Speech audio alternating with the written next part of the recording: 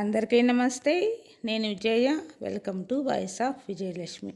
ఈ వీడియోలో అయితే నా మొక్కలకు మా ఇంట్లో వచ్చే వేస్ట్ నుంచి ఎలా మొక్కలకు ఫుడ్ ఇస్తానో చూపిస్తా అండి. ఇవైతే నవధాన్యాలు అన్నమాట. ఫంక్షన్కి తెచ్చుకున్నవి ఇలా మిగిలిపోయాయి. బ్రాహ్మణుడు ఎక్కువ రాస్తారు కదా, అవి మిగిలిపోయినవి ఏం చేయాలో అర్థం కాక 1 ఇయర్ నుంచి అలాగే ఉన్నాయి. సరే, వీటిని ఏం చేశానంటే ఉలవలు, మినుములు, వడ్లు, చాలా ఉన్నాయండి, అలసందలు, ఇవన్నీ కొంచెము 1 ఇయర్ అయ్యేసరికి కొంచెం పురుగు పట్టినట్టుగా అవుతూ ఉన్నవి. పురుగు పట్టలేదు కానీ కొంచెం పాడవుతూ ఉన్నాయి. వీటిని నీళ్ళల్లో నానబెట్టేసి ఒక్కొక్క రోజు నీళ్ళు మారుస్తానన్నమాట. మార్చి ఆ నీళ్ళు మనము మొక్కలకు కలిపే నీళ్ళల్లో వేసామంటే మాత్రం గ్రోత్ చాలా బాగుంటుంది.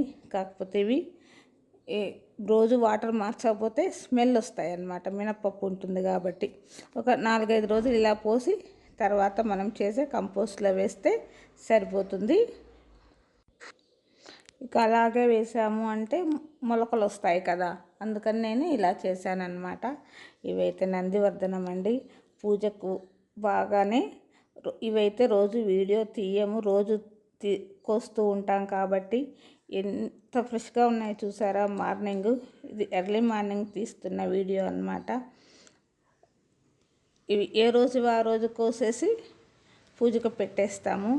ఇలాంటివి ఇచ్చామనుకోండి మనము, పాడైపోయిన ఏవైనా వెజిటబుల్ వేస్ట్ కానీ, కూరగాయల నీళ్ళు కానీ, ఏమైనా పప్పులు, పిండ్లు అన్నీ మిక్సీ జార్ కడిగిన నీళ్ళు అవే పోస్తానన్నమాట. ఇదైతే దొండకాయలు, పూలైతే రోజు ఎప్పుడెప్పుడు పెట్టేస్తూ ఉంటాము, ఉంచము. ఇవి దొండకాయలు అయితే 2 పాదులు అయ్యాయి. ఈ ఇసుక పట్టిన జల్లెడికి అటు ఇటు ఫ్రేము తాళ్ళు కట్టి ఫ్రేమ్ లాగా తయారు చేశాను అనమాట. కార్నర్లో గోడ మీద పెట్టాను. ఇవి 5 రోజుకి రెండిటికి కలిపి 10 అలా వస్తాయి, 10-12 వస్తాయి అన్నమాట. 2-3 రోజుల తర్వాత వండుకుంటాము వీటిని. ఇక మిరప మొక్కలు అయితే లాస్ట్ ఇయర్ మొక్కలు ఇవి ఎలా ఉన్నాయో చూడండి. చిన్న కుండీలోనే వచ్చినవి. ఇవి కాపు అయిన తర్వాత ప్రూన్ చేస్తే మళ్ళీ వస్తాయండి. మన తాలింపు డబ్బాల్లో పడిన ఆ గింజలే వేసానన్నమాట, అంతే. కాకపోతే ఇవి కూడా తయారైనవి తీస్తూ ఉంటే మిగతావి పెద్దవి అవుతూ ఉంటాయి. నేను ఎప్పుడెప్పుడు తీసి రోజుకు 2 అయినా 3 అయినా సరే అయినవి మాత్రం తీస్తాను. అన్నీ అయితే ఒకేసారి కొయ్యను. ఇది కూడా అంతేనండి. ఇదైతే ఈ టబ్బులో అయితే బయట మొలిచిన గడ్డి, పిచ్చి చెట్లన్నీ వేసి కంపోస్ట్ చేశాను. ఈ కాకరపాదు కూడా ఒక బారెడు పెరిగిందేమో, అసలు కాయలే చూడలేదు నేను. ఈరోజు చూస్తే అప్పుడే కాయలు ఉన్నవి. ఇవి చిట్టి కాకరకాయలు, అలాగే ఏం చేసుకోవచ్చు అనమాట.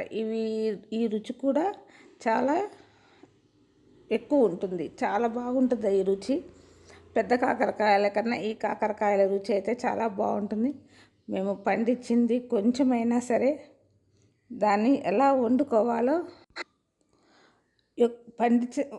ప్లాన్ చేస్తామన్నమాట.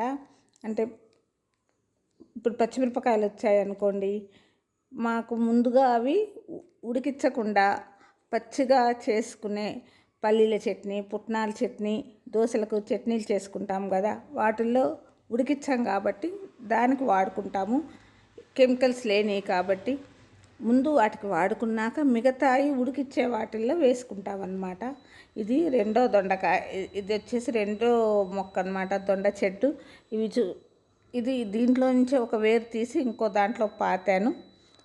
అది ఇలా ఇప్పుడు 2 మొక్కలు అయ్యేసరికి 3-4 రోజుల్లో దొండకాయలు సుమారుగా అవుతున్నాయండి. ఇవి కొమ్మలు అటు ఇటు పోతూ ఉంటాయి, ఎండిపోతూ ఉంటాయి, కొమ్మలు వస్తూనే ఉంటాయి, చిగుళ్ళు వస్తూనే ఉంటాయి. వాటిని మళ్ళీ అల్లించుకుంటూ ఉండాలి, ఎటంటే అటు వెళ్ళిపోకుండా ఇలా ఒకదానికొకటి అల్లించుకోవాలి. ఇంకా 2 టమోటాలు అయితే కోసాను పచ్చివి. ఈ మిరపకాయలన్నీ ఈసారి అయితే చాలానే ఉన్నాయి. నెక్స్ట్ వీడియోలో కోసేస్తాను ఇంకా అన్నీను. ఈ దొండ మొక్కలు మాత్రము తీగలు అల్లుకోకుండా మళ్ళీ అంటించుకుంటూ ఉండాలన్నమాట.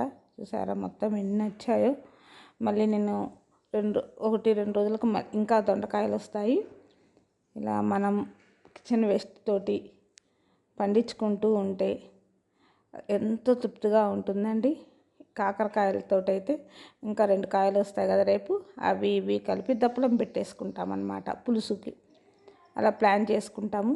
కొన్ని దొండకాయలు ఉన్నాయనుకోండి పచ్చడి చేసుకుంటాము. ఇట్లా రకరకాలుగా వండుకుంటాము. అంతేనండి ఈరోజు వీడియో. ఈ వీడియో కనుక మీకు నచ్చినట్లయితే లైక్ చేయండి, షేర్ చేయండి. మరో మంచి వీడియోతో మీ ముందు ఉంటాను. అందరూ మొక్కలు పెంచుకోవడానికి ట్రై చేయండి. చిన్న చిన్న కుండీల్లో అయినా సరే పెంచుకోవచ్చు. ఇంకా ఆకుకూర ఉంది, మళ్ళీ రేపు కోసుకుంటానన్నమాట ఆకుకూర. అలా ఈ దొండపాదైతే 100 రూపాయల టబ్బుల్లోనే ఉందండి. పెద్ద పెద్దవి కూడా ఏమీ అవసరం లేదు. చిన్న చిన్న 100 రూపాయల టబ్బుల్లో కూడా పాదులు పెంచుకోవచ్చు. Thank you for watching.